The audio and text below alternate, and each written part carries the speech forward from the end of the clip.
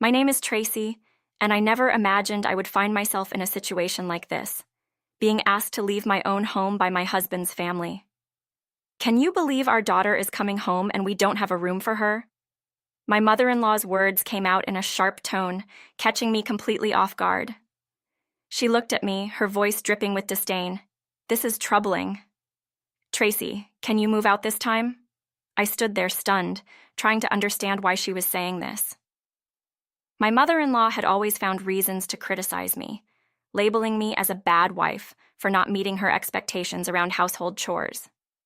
She frequently pointed out every flaw she found in my efforts, no matter how much I tried. But this time, it was different. She wanted me to leave, so her daughter, Lauren, could move in.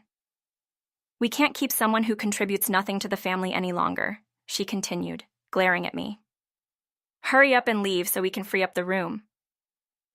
The words stung, but I knew they were just a continuation of her long-standing opinion of me. She had always made me feel like I was less than, simply because I didn't fit her idea of the perfect daughter-in-law. I'm Tracy, a 33-year-old office worker, and I've built my life around my career. After graduating from college, I joined a well-known company in my hometown and worked my way up through perseverance and dedication. As a salesperson, I thrived on the challenge of meeting new clients and advancing deals. It was during my career journey that I met Nick, who would later become my husband. Nick was a section chief at a client company, 2 years older than me. We got closer over time, sharing both business and personal stories, and eventually, our relationship turned romantic. He was kind, sincere, and admired my dedication to work. It was mutual.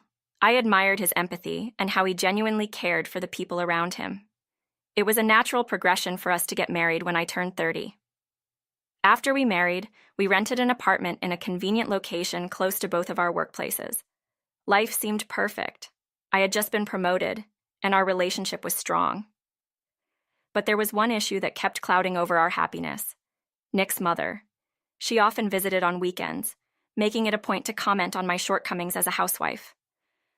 Tracy, you've left dishes unwashed again, she would say, shaking her head. And look at this laundry pile. It's so sloppy. What kind of upbringing did you have? Her words stung, but I tried not to let them get to me. I was focused on my career, and admittedly, I wasn't the best at household chores. I relied on modern appliances to reduce my workload, and Nick, understanding my priorities, often helped with cooking and cleaning when he got home before me. Nick always defended me. Mom, Tracy works hard every day. She doesn't have much time for these things, so please don't complain. His words, however, did little to appease her. Oh, that reminds me, Nick, she would say, her tone shifting abruptly. Our finances are a bit tight this month. Can you send more money home? The requests for money were frequent, and Nick never refused, despite our own budget being tight. His parents' household was financially struggling, especially after his sister Lauren had moved out following her marriage. Nick's father and brother worked, but the income was still not enough. My mother-in-law's visits were not only about complaints, they were also about seeking financial support. Nick always complied, wanting to help his family, though it made things harder for us. He couldn't bear to see his family in distress. Eventually, the situation changed when Nick's grandparents, who lived with his parents, needed more care. Lauren had initially helped with caregiving, but after she left, the burden fell entirely on my mother-in-law. With no one else willing to help, Nick and I discussed moving in to support them. I agreed, on the condition that I wouldn't have to quit my job. My career was important to me, and I had no intention of becoming a full-time homemaker. Of course you don't have to quit, Nick assured me. I'll handle the cooking and cleaning. I'm sorry it turned out this way, but I don't want you to give up what you love. Moving in with Nick's family was a difficult transition. My mother-in-law was displeased with our arrangement, believing that I should be the one taking on the household responsibilities. It's absurd for Nick to be doing the cooking and cleaning, she would say. That's the wife's role. My father-in-law and brother-in-law agreed, insisting that I either reduce my working hours or quit altogether. I refused. I needed to work full-time to support the household financially, especially now that we were living with 7 people. The tension in the house escalated. My mother-in-law and brother-in-law started criticizing me more openly, labeling me as incompetent and disobedient. They saw my dedication to my job as selfishness, and their attitude towards me became more hostile. Nick tried to mediate, but his efforts were in vain. The family's rigid beliefs about gender roles left no room for compromise. One night, after an especially long day at work, I came home to hear my mother-in-law complaining yet again about my late arrival. "Why can't you come home earlier?" she snapped. "You should prioritize the house over your job." I was exhausted, both physically and emotionally. "Why am I treated like this?" I asked Nick later that night. "I'm the one paying for most of the household expenses, and yet they treat me like I'm worthless." Nick looked at me with regret in his eyes. "I'll talk to them again," he promised. He tried, but nothing changed. My brother-in-law even accused Nick of failing as a husband. "You didn't discipline your wife properly," he said angrily. "It's your responsibility to train her." I had reached my breaking point. "Nick, I can't live here anymore," I told him, my voice trembling. "This isn't a life. We need to leave." Nick agreed immediately.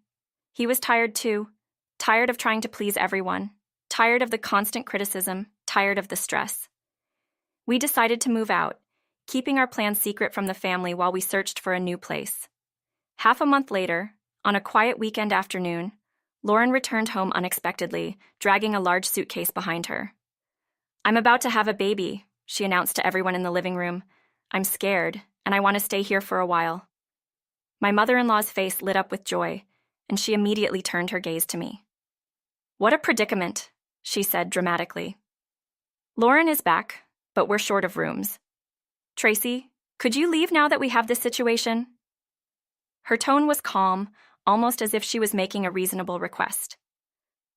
"We can't keep a useless person who doesn't help with anything around the house," she added, her words cutting deep. Nick stepped forward, his face flushed with anger. "Wait a minute, isn't that unreasonable?" he argued. But Lauren chimed in, her tone full of contempt. "You're a wife, yet you don't take care of the house. There's no point in you being here. Just leave." I looked at Nick, who placed his hand on my shoulder. He shook his head, his expression filled with resignation. "It's okay," he said quietly. "Let's leave this house together." His determination gave me strength. "Understood," I replied firmly. "We will leave right away." The entire family burst into laughter, mocking us as we packed our belongings. But I didn't care anymore. We had already planned to move out, and this just accelerated our decision. We arranged for a moving company that same day and left the house with whatever we could carry. The next day, while we were temporarily staying at a hotel, my phone rang. It was my mother-in-law.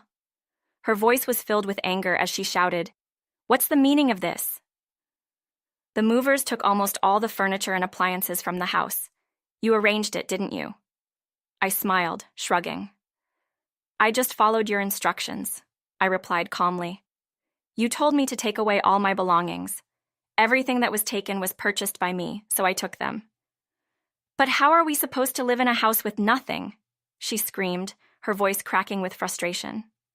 "Now that we no longer live together, it's not my concern," I said, my voice steady. "It must be nice to have a spacious house now that the unpleasant people are gone." Without waiting for her response, I ended the call. Nick and I moved into our new apartment, using the furniture and appliances we had taken with us. Life finally felt peaceful. But about a month later, the calls from Nick's family started again. They were struggling without our financial support. My mother-in-law even pleaded with us to return, saying they couldn't make ends meet without us. "Life has become difficult since you two left," she said. "Come back home." I was appalled by her audacity. "This is the result of you driving us out," I replied firmly.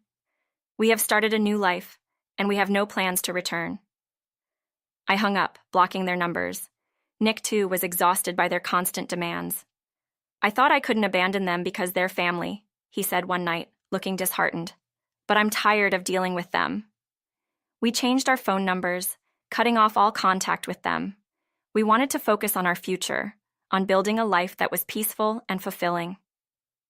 3 years later, Nick and I decided to check on his family.